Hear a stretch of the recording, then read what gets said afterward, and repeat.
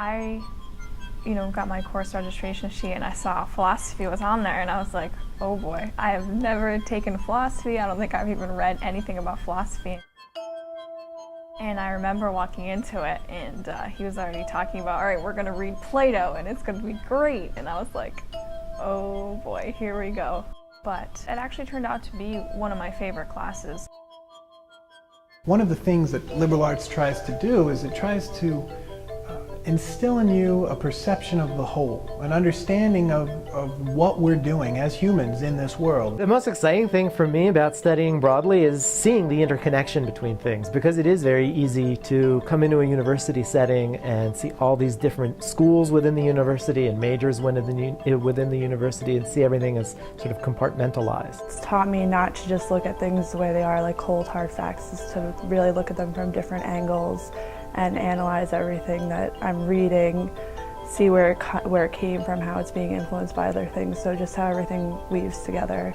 Studying broadly, studying from different perspectives, maybe studying the same text in different classes or just in different ways, it opens up completely new ways of reading. You can expand the class by talking about different subjects.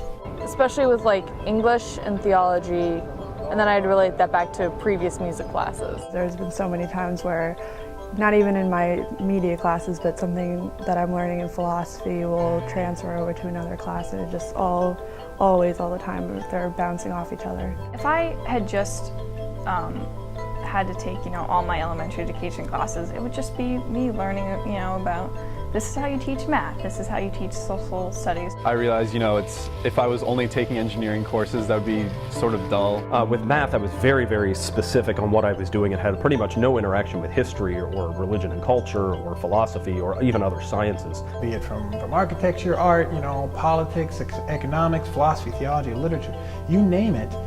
Liberal arts is trying to make man aware of all of these aspects of humanity. Even in subjects that I'm not an expert in and will probably never be an expert in, to be able to read discussions there or hear people talk about it and understand what's happening, rather than just knowing my own field. You're not just trained in one thing. I'm not, now I have something more to talk about than elementary education.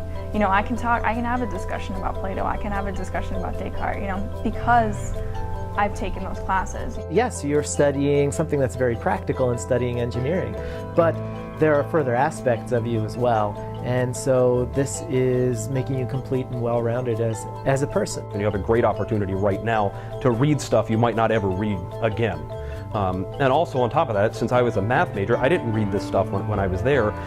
But now I wish I'd had more philosophy classes. I wish I'd done something else. I wish I'd held on to some of, say, my history books that I've now sold back to the bookstore.